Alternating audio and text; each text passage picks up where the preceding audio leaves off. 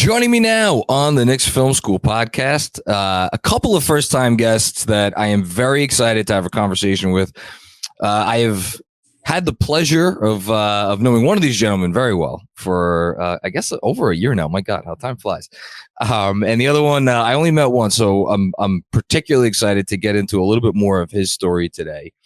So they are from, well, Barry, you're from a couple of different places. I'll save you for a second.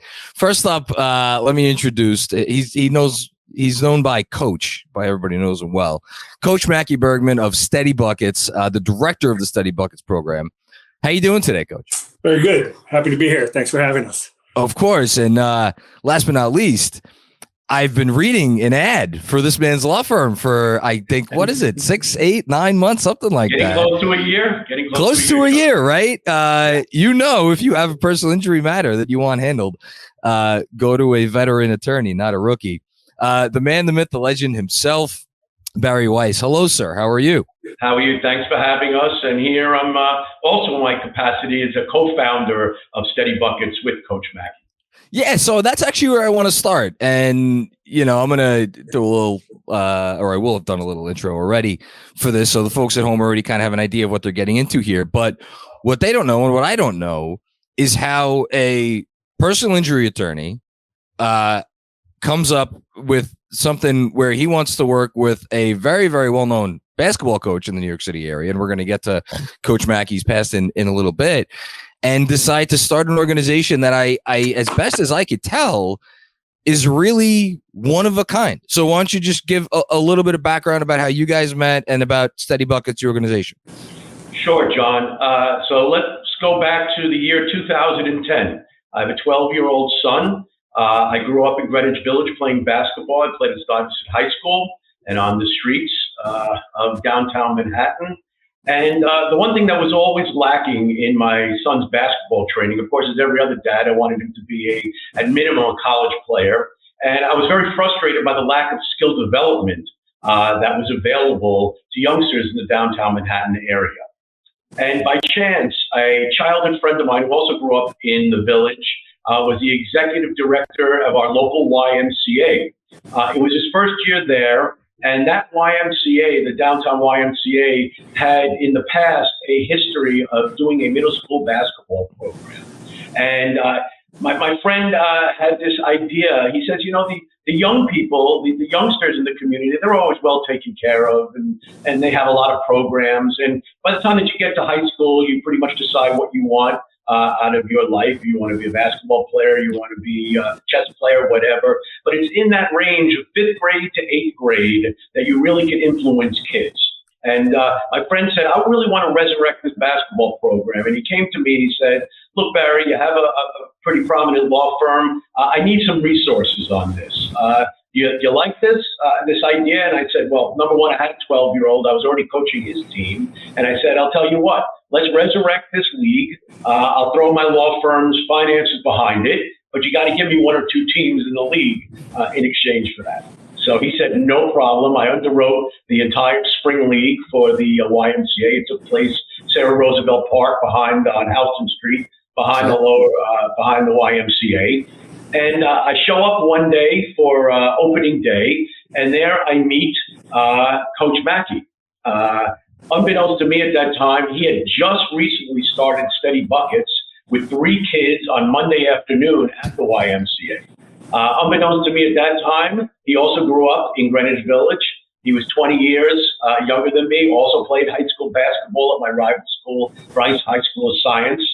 And when I watched Coach Macky running opening day, and I think at that time there was about 8 teams with about 80 to 100 kids, I was totally taken, number one, not only by what he understood about skill development, and at that point in time, he just didn't roll out the balls. There was about a 45-minute skill training before the games actually took place. And I'm watching him, and I am just completely mesmerized at how good he was in teaching his kids. But even more importantly, it was amazing to see these youngsters following him around like the basketball Pied Piper. And like a light bulb went off in my head, John. I said, I need to get with this guy. The two loves of my life have always been children and basketball, in addition to law, but the real passions of that. And I said, we're lacking in downtown basketball and skill development. And I went over to Macky after maybe the first couple of sessions, like, I see you only have 3, 5, 7 kids in your program. I'd like to get behind you here, whatever it takes to support, your venture, to support what you love, because what you love is also what I love. And together, we created a partnership. He actually started Steady Buckets, but I threw myself behind Steady Buckets, and Macky will pick it up from here, but he'll tell you over the last 13 years how this program has grown and the innovation that Macky has put into it. Yeah, and Coach, I'm happy that Barry hit on two things, because it was kind of where I wanted to start with you. You could call Steady Buckets a basketball camp, but that's not really accurate to me, because there are basketball camps out there, and to me, like, it's about what distinguishes them.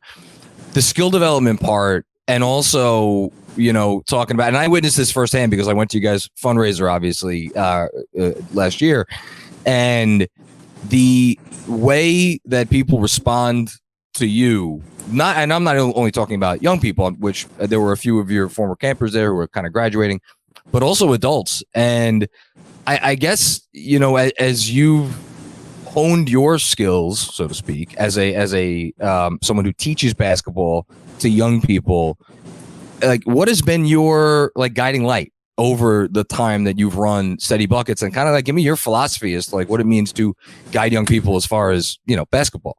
I'm smiling because how much time do we have here? Actually, once you ask the mic and ask a question like that, I need at least 45 minutes uninterrupted. But first of all, it's fun hearing Barry tell that story, because it's just a trip down memory lane. I've heard him tell the story and kind of his memory of us meeting and my memory of us meeting, and it's really kind of like so many things in life. It was totally random. Like Barry told the story. He agreed to help out a neighborhood YMCA, and there I was getting my program started, and the rest is kind of history. I don't know where I'd be without Barry. I might still be scrapping together the most basic program, kind of what I was doing. I have no idea, because we didn't even know what we wanted when we started it. There was no clear vision. Mm-hmm. I think, said simply, it was better basketball for downtown Manhattan. I played every day. Nobody really taught me much. I grew up at a rec center, the Dapolito Center. It was known as Carmine Street when I was there. We just played every day. I went to the University of Rochester, walked on to a Division III school, and I had a teammate from the Bahamas, Australia, Texas, Ohio, California. All over. They all had a better basketball education than I had. Guys from the Bahamas and Australia and all over the country. And I'm from the Mecca, right? We call New York City the Mecca of basketball with pride. And I got to the first day of practice saying, well, I'm tough enough to be here, right? I'm not afraid of anyone. I'm going to take you right to their chest, New York City style, get to the rim at all costs. And Stephon Marbury, carry the ball like a football, truck somebody and get to the rim, right? I knew how to do that. I was scrappy as hell, but I couldn't shoot properly. I didn't know how to feed the post. I didn't know how to not overhelp, right? I learned about help defense, so everything was help defense. And next thing I know, the open shooter from the corner is just drilling threes, because when you get to college basketball, everyone can shoot. And when you play in the Bronx, a lot of guys can't shoot. So it's a different game. Anyways, I didn't know what I wanted to do. I knew I wanted to bring something to my neighborhood that wasn't around for me, that I would have really gravitated to, because I was playing ball every day. I just wasn't really maximizing my efforts, because there was very little direction given to us. So here we are, close to 15 years later, and I'm still driven by kind of that same basic philosophy of, I just want to provide the kids growing up in the neighborhood I grew up with. And what Steady Buckets turned into was really a citywide program, because we have kids from kids started coming from every neighborhood saying, this doesn't exist in our neighborhood either. As a downtowner, I always assumed that, well, I'm from Greenwich Village, we're kind of into artsy stuff. And, all my friends growing up, their parents were artists. So that's what we do downtown. But uptown, they got to have good basketball programs. Kids started coming down from every borough, every neighborhood saying, nobody's teaching us the game where we're from. You're either talented and you get picked by a team looking to compete at a high level, in which case someone's going to invest in you, or you got to pay a lot of money to get on a team. But if you don't have, Division I potential and you don't have the funds to join a competitive team, there's just not a lot in New York City out there. So kids just started coming from all over the place, and we're just driven to be the best program we can possibly be. And I think what I want to get into with you today is kind of, what does that mean? What is a youth sports utopia? What is youth sports done correctly? Because I think we can all agree that my joke is that youth sports are so fantastic that no matter how hard adults try to screw them up, they're still fantastic. Like as adults, we're doing pretty much everything we could possibly do to ruin sports for kids, and yet it's still the coolest thing ever. So what is youth sports done correctly at the highest level even look like? And I don't have all the answers, but that's Steady Buckets is really about exploring that question at the highest level. It's interesting to me that you put it that way, because, and you mentioned again, going back to this concept of honing skills, because unless you are one of the most talented players, you have to be honing your skills in order to continue making it up the food chain. And I wonder how your experience, because, to name drop a little bit, you've worked with, before Steady Buckets, you work with some of the most prominent players in the metropolitan area. Can you share how maybe working with those more talented players improved or influenced your ability to be a coach, for players maybe don't have that same level? Yeah. I was really lucky. Early in my coaching career. I got to work with some, a lot of players in the Big East. I was out in Jersey at a place called Sports University. We had Kyrie Irving when he was in high school, Kyle Anderson when he was in high school. Then I got involved with a program in downtown called The City. We had Donovan Mitchell, Eric Paschal. So I was just lucky, I'm sure they learned a little something from me along the way, but those guys were just incredible at a very early age. And I always say I learned more from them than they ever learned from me. And what I mean by that is I really give a lot of credit to those players in teaching me what exceeding expectations looks like, right? Because no matter how talented you are, to be an NBA All-Star or to make the NBA or to be a Division I player, we had Cormac Ryan grew up in our program in Steady Buckets, and he's playing at North Carolina, starting for North Carolina next year. And I remember it was about, I want to say 6 or 7 years ago, I was reflecting on, it was kind of right around this time of year, and we were getting ready to launch our next season, our fall season. And I remember reflecting on what's the difference between the players that exceed expectations and fall short of expectations, because that's what I was really kind of interested in, is how do you, whatever your ceiling is, how do you start approaching that? And, Cormac's at North Carolina right now, he came off the bench for us. We had 5 or 6 guys that we thought were really when he was 11, 12 years old. And this was kind of when Cormac was already getting some attention nationally. I said, what was the difference between Cormac and all the kids he grew up with that got him to elevate his game? What was the difference between Donovan? Because when Donovan was in 6th, 7th grade, he was fantastic, but there were plenty of kids equally talented to him. What was it that separated kind of the good from the great to get kids to that next level? And what I really came upon was they had a self-confidence and an ability to do the right thing, not to be kind of like most young people, really influenced by their peers. They had a really great compass for the right thing to do, and didn't mind if that was a popular thing. So that really helped me key in on leadership.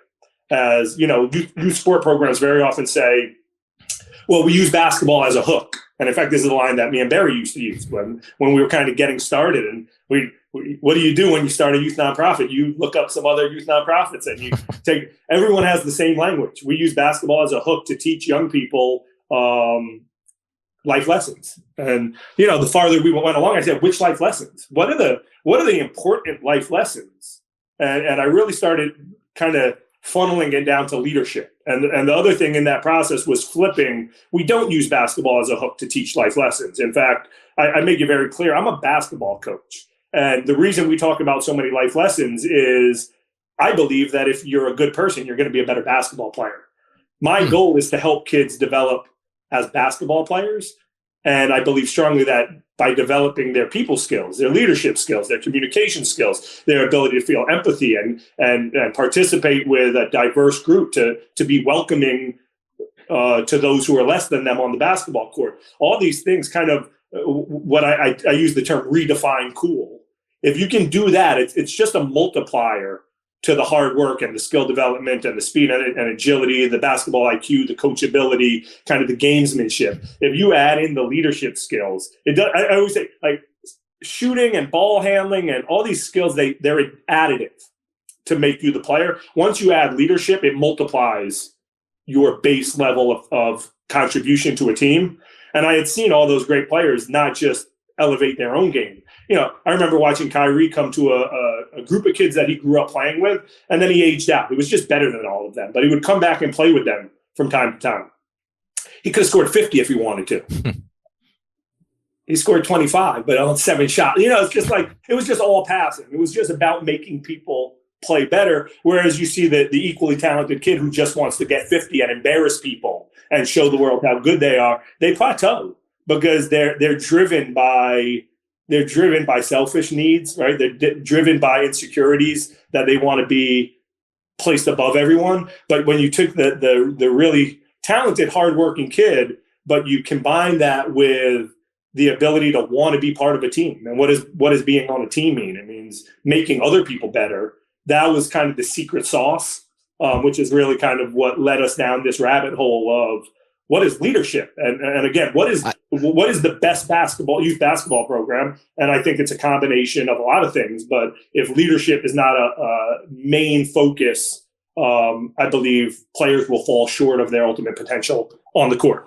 I don't know if I'm going too far afoul of this conversation, but I wonder how much difficult the concept of teaching leadership in the way that you are describing has become in an age where it's social media, it's 24/7, where every young person is being told all over the place that they are the star of their own story, right? Mm-hmm. So, and now a concept that was already, I imagine, fairly difficult to really truly instill, which is that leadership means not shooting every time and not scoring 50.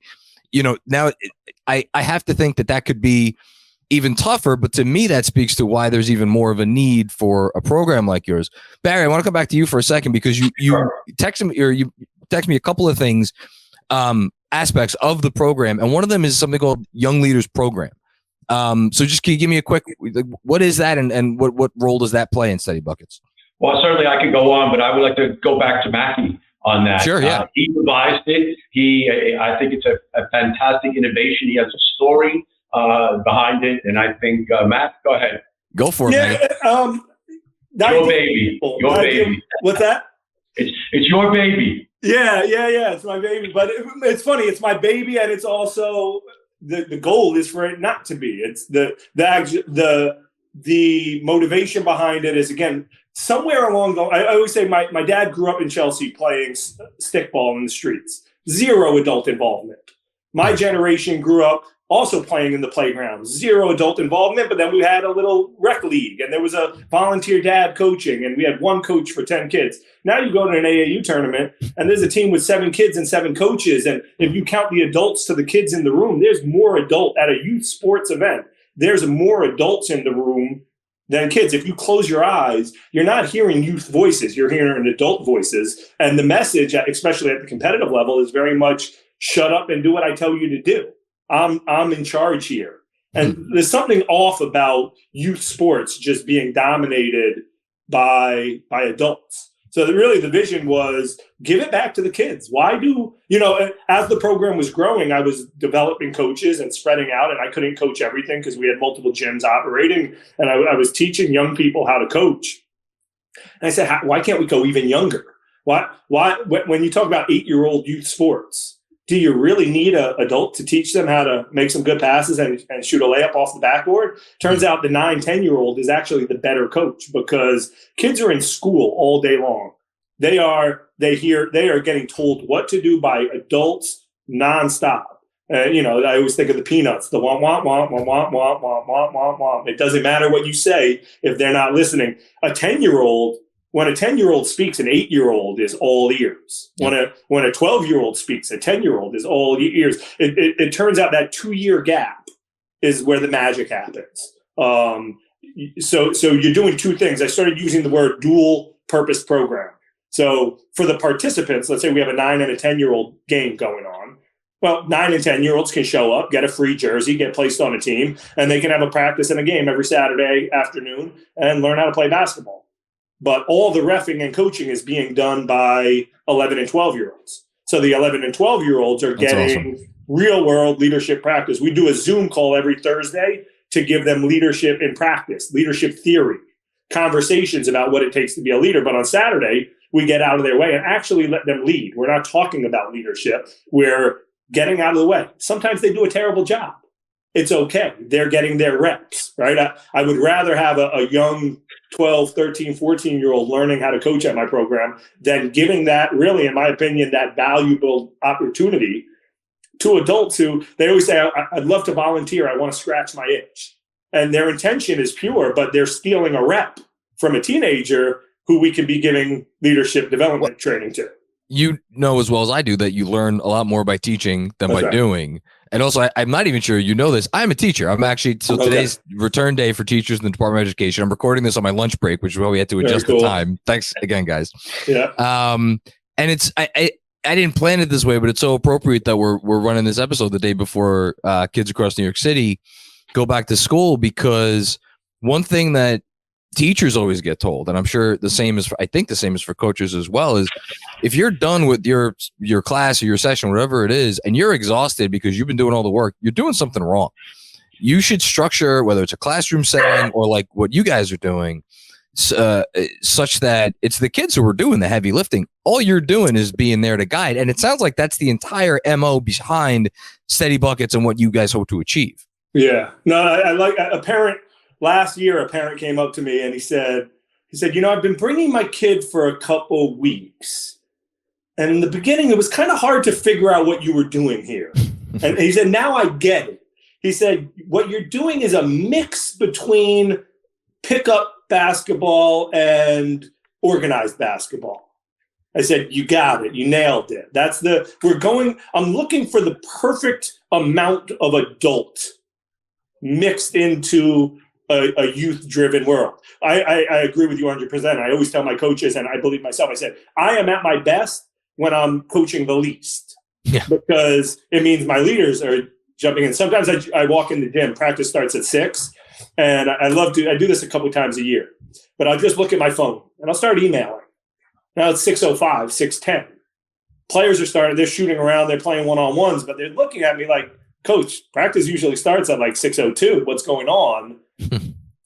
And then it hits this uncomfortable place where, well, coach looks really busy. We're not going to interrupt him, but we came here to practice, not to just shoot around. We stretch the same way every single day. So I got kids that grew up since they were 6 years old, and now they're 16, and they're part of the leadership program. And then eventually I blow the whistle. I go, hey guys, that was a test. That was me giving you space to run practice without me. And the further you can take it, the cooler it gets. How cool is it if you guys have an amazing workout? I don't say a word, because as peers, you developed, you said, we know what we do here, and we can do this without Coach Macky. Now, when that happens, it allows me to just sprinkle in the smallest little details. And the less you can coach, the more I think about creating a void of leadership very often, like a vacuum. And if your bag is full, there's no room for new leadership to grow. So this is a mistake that adults very often make in education and in youth sports is, I'm going to be such a good leader, but now there's no room for other people to lead. And one of the hardest things to do is to purposefully take a step back. Sometimes in summer camp, I leave the building because I love to coach. I micromanage. If I'm there, it's very hard for me to not step on other people's toes and jump in and coach to the point where I'm over coaching. And sometimes I just have to remove myself from the building to allow my young coaches to really kind of take charge.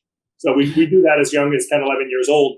Also, to your point, when you ref, you learn how to not get mad at refs when they make bad calls. When you coach, you start to learn why coaches bench you when you don't box out or you make a turnover on a cross-court pass. So there's also, yes, when you teach, you learn. And I think it's really a secret to good education is giving kids the ability to not just listen, but to actually teach back their lessons.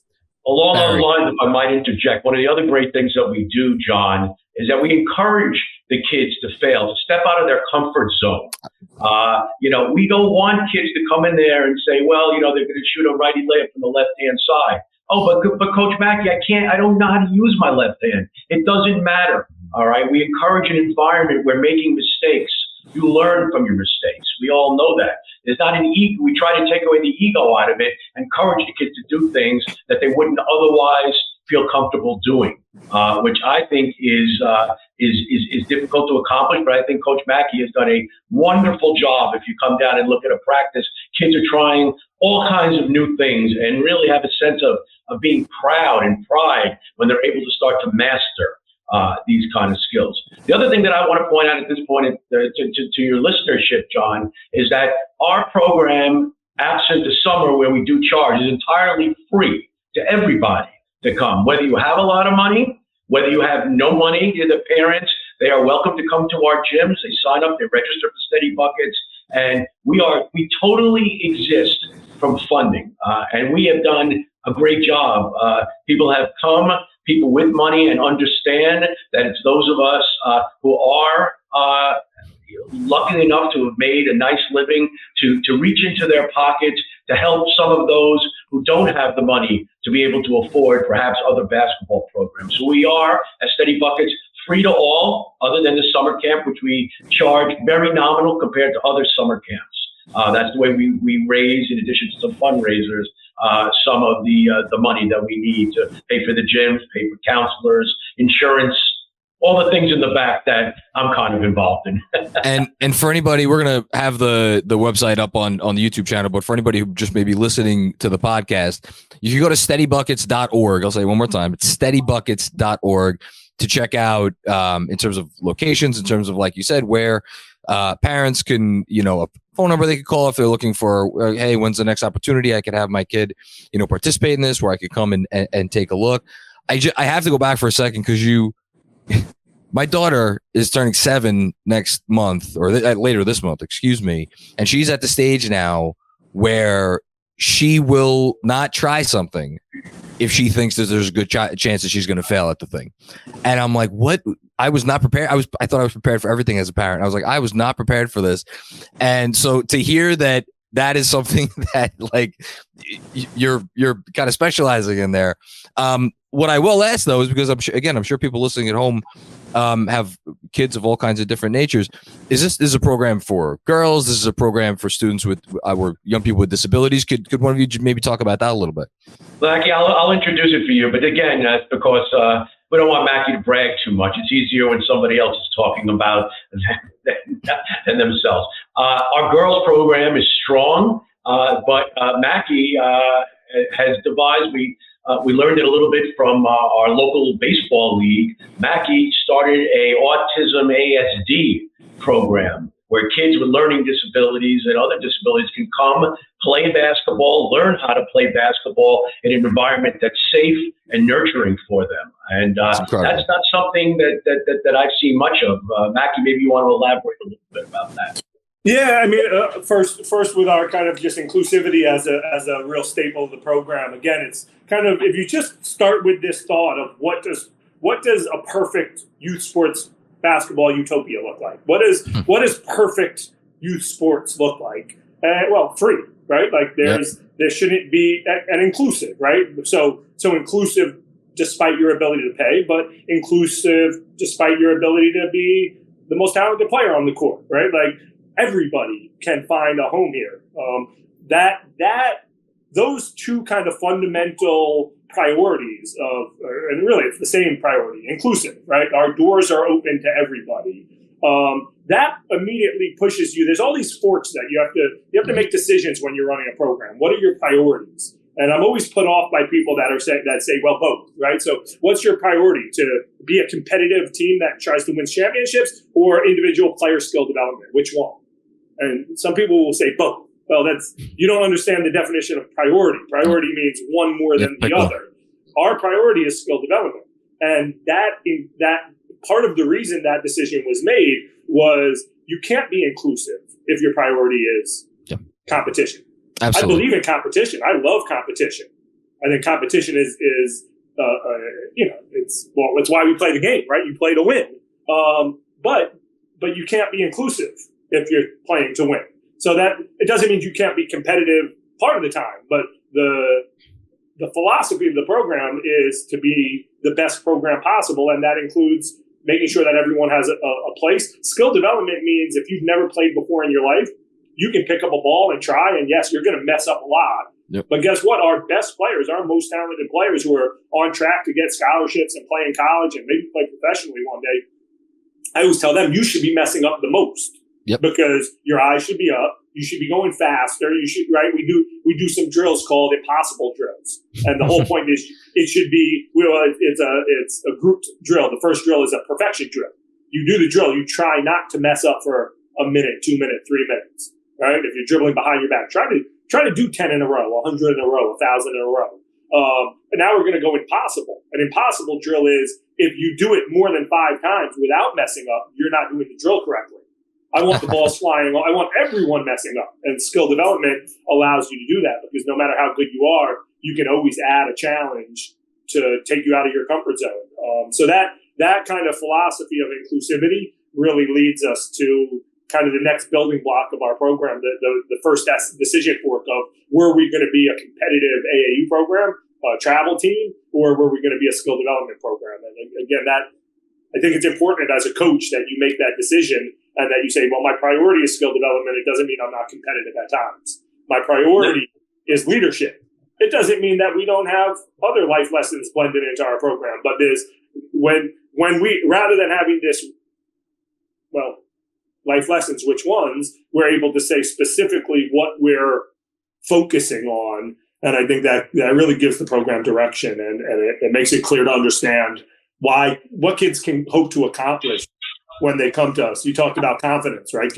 Sometimes kids don't want to do things they're not good at. We have what we call the 5 pillars of steady buckets. And this is just, especially for that early age group, they're going to hear this every time they come to the gym. They might hear it 5 times every time they come to the gym. But the 5 pillars are, number 1, get better. So learn how to get better at something. You're coming here not just to play basketball. You're coming with the intention of improving your individual skills. And I define that as try to do something you've never done before. I want you to tell your parents what you did at Steady Buckets today. I don't want them to believe you. But we've had, I think we had a girl do a 600 sit-ups this summer at camp, or somebody did a 1-hour wall sit. And, kids have done 300-400 push-ups without stopping, or a kid made 120 free throws without missing. Whatever it is, I want you to do something where you can clearly say, I've never done that before, so I got better. Yeah. Whether it's today or this week or this month. Number 2 is leave your comfort zones, both mentally and physically. But then the kind of asterisk or the parentheses next to that is leave your comfort zone with the intention of building self-confidence. One of the big mistakes that people make, but parents make with their kids, is when their kids are lacking confidence, they say, well, let's give them an easy win, right? Yeah. We want to build confidence. So let's start with an easy win and then go from there. And it actually backfires, because kids start thinking about the win as the most important part. Whereas what you're really teaching kids to do is be resilient, how to take a punch and get back up, how to fall down, how to fail. And so we say, leave your comfort zone with the intention to build self-confidence. I want you to get used to failing so that in a big moment, you're not afraid to fail. Number 3 is work so hard you feel proud of yourself. Again, it's like that little detail, not just work hard. A lot of the time, parents are very critical of their kids. They go, man, my kid just doesn't work that hard. Can you be a little harder on him? I always say, no. First of all, I'm not going to be harder on your child than I am on anyone else. That's not how it works around here. I'm going to coach your kid the way I coach your kid. But the way I define hard work is, do you feel proud of yourself? If you feel proud of yourself, that's an indication of hard work. That's a very honest. Now, you can lie and say you're proud of yourself when you're not, but that's I'm fine. If pride is a feeling, pride of accomplishment is a feeling. And if you feel that when you're walking out of the door, we finish with champion's pose. You put your hand, you flex your muscles and say it has to be on 3, hard work on 6. But we finish with a champion pose because the idea is, do you feel like a champion? Do you feel proud of yourself? And if you do, you worked hard. No one can tell you didn't work hard if you have that feeling of accomplishment. 4 is have fun, and 5 is make friendships. So if you do those 5 things on a regular basis, you're succeeding in our program. And then kind of the number 6 is it's the oxygen mask on an airplane theory, right? Don't even try number 6 until you did number 1 through 5 first. So number 6 is help somebody else. That's the leadership component. So help somebody get better, help somebody leave their comfort zone, help somebody work hard so they feel proud of themselves, help somebody have fun, help somebody make a new friend. Then you're a leader. But don't even try to help somebody else until you're consistently checking box 1 through 5 on your own. By the way, if I can interject for a second, John, we learned this by trial and error. We started off early on with all the great skill development that Macky had required from teaching some of the greats. We dabbled in the AAU world early on, and we found it to be unsatisfying. Particularly Macky found it to be unsatisfying. It's a process that probably took 5 years. So we tried it, and we decided that it wasn't fulfilling. Particularly for Macky, wasn't fulfilling, and get back to the core of skill development. And everything he's developed since then. Our kids, our most talented kids, Macky has relationships with lots of coaches, lots of very, very solid AAU coaches around the metropolitan area. And if your kid wants to play high-level AAU basketball, Macky has the connections to funnel them in the correct area, to the correct coach that Macky thinks that there would be a proper team for the skill level of our kid. As long as they continue to come to our program and work hard, and their AAU coach understands that we're not in the business of stealing talent for that. That's as Macky could tell you, that's a big problem. They're very protective of their talent, these AAU programs, but that's not what we're about. We're about teaching the whole kid, the holistic approach of it, and then sending them out if they want to play very competitive AAU basketball for teams with the skill sets and the skill development that we've provided for them. And I think that's a fun part of the program is it is experimental. Like on our website, we describe ourselves as an innovative basketball and leadership development program because we're making it up as we go along. We're trying to solve for what I see out there is not good enough. And I think, we can pat ourselves on the back as educators and coaches and say how great it is that we're helping young people, and educators should be recognized, for the great work that they do. But let's also not be complacent and say, well, we've already figured out the correct way to do it, and we just have to do it the way it's always been done. I believe education and coaching, we're far from out the correct way of doing that to me is just practicing what you preach, right? Okay. If you're going to tell a kid that they should try something uncertain or do something a different way to try to get better at it, then where would you be if you were just this works well enough, let's just keep doing it this way. And I absolutely love that. And that was a big part of the whole AYBL experiment, which was having the kids coach each other and ref and make it a 100% youth where the adults kind of supervise but trying to participate as little as possible. That idea actually came from me reflecting those 5 ideals, those 5 pillars upon myself. And I said, what is my comfort zone? I said, you know what? I work hard. So I feel proud of myself. Good year on that. I feel like I'm getting better as a coach and the program's growing and, everything's thriving. So that's cool. And I love my job. I have fun. And most of my friends come through this program. I'm friends with the parents and the donors and the kids and the coaches. So I'm checking, but where's my comfort zone? And it occurred to me, my comfort zone was, as a coach, my comfort zone was microphone in my hand, spotlight. Everyone shut up and listen to me. I'm going to blow my whistle. Everyone's going to freeze. And it's my world, right? It's my court. And I said, well, my comfort zone is actually, that's why I said, sometimes I have to leave because I don't want to take over. My comfort zone is letting other people play with. One of the speeches I give to our young leaders is I say, Steady Buckets is my favorite toy. I love to play with it. Imagine someone came to your house and they said, man, that's a really cool toy. Can I have that? And you said, yeah, you can. But then when you went to visit them at their house, it was just collecting dust. it was kind of just thrown in the corner, like collecting dust, that would feel pretty crappy. You'd probably say, hey, since you're not using it, can I have it back? I really like that toy. And what I tell the young leaders is, if you play with it, right? If you make it yours, when I allow you to be the head coach of a group of 9-year-olds, if you play with it, you can have it. But if you don't play with it, now I got to take it back, because you're not valuing the gift I'm giving you, which is that's great, the ability to be a leader at a very young age. Where you're not getting that opportunity anywhere else. So that's a big part of it as well. Barry, I'm going to throw it back to you before we finish up. One, to tell folks at home if they want to donate to Steady Buckets, where they could do that. And last, before we leave, maybe give a little bit of a, a little behind the scenes of Weiss and Rosenblum. Sure. Okay. So please, everybody out there, if you like what you hear, we are a fantastic basketball program. Go onto our website, steadybuckets.org. There's a donate button, $1, $1, $5, whatever you can contribute. It keeps the program free to everybody. It's the way Macky and I were raised growing up in the village, and we want to keep the program the way it is, but we need help. We need funds. So please, everybody do that.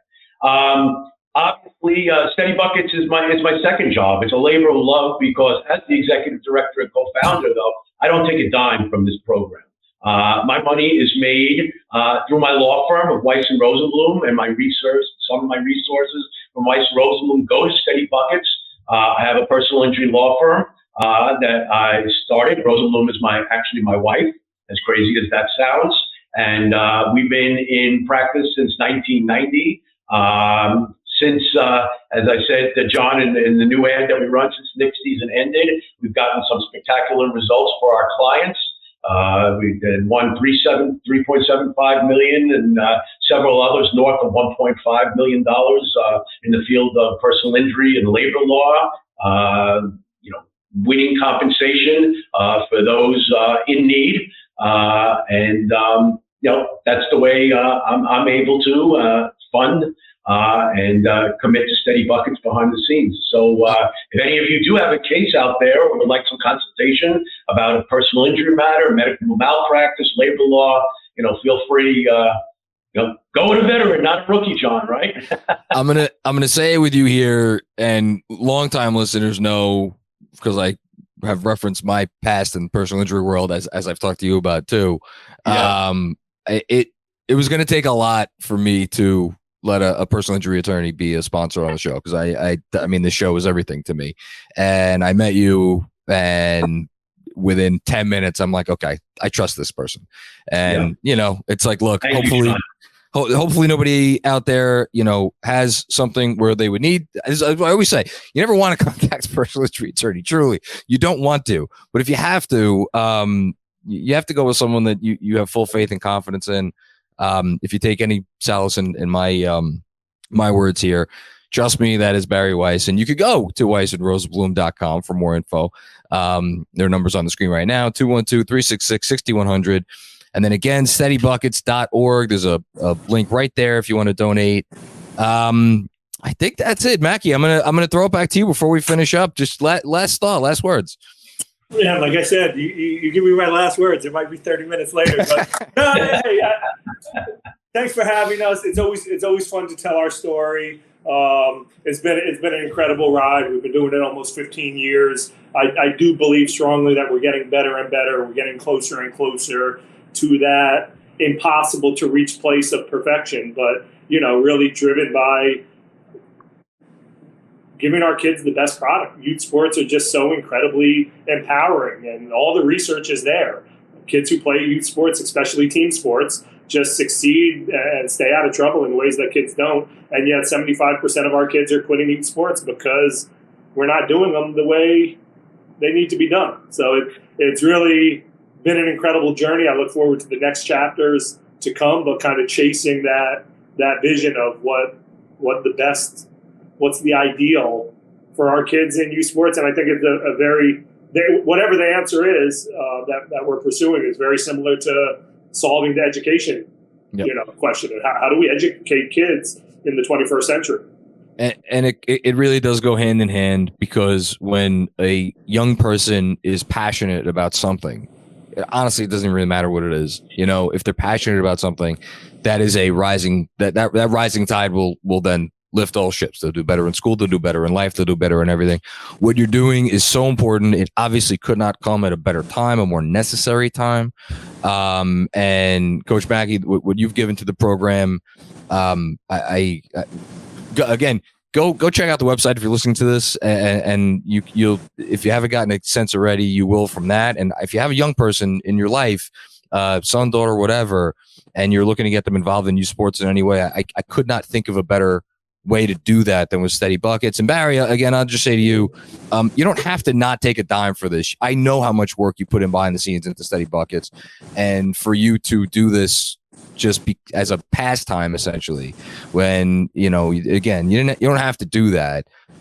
It speaks about who you are and what your values are. So thank you, John, and thank you for allowing us to come on. I know this is a little bit of a different kind of show than you normally have, but thank you for allowing us to come on and sharing our message with everybody out there. We feel so strongly about it, so passionate about it, and for you to give us the opportunity and the forum to be able to do that, it means a lot to me, John. Thank you very much. Least we could do, guys. Thank you for everything, and steadybuckets.org.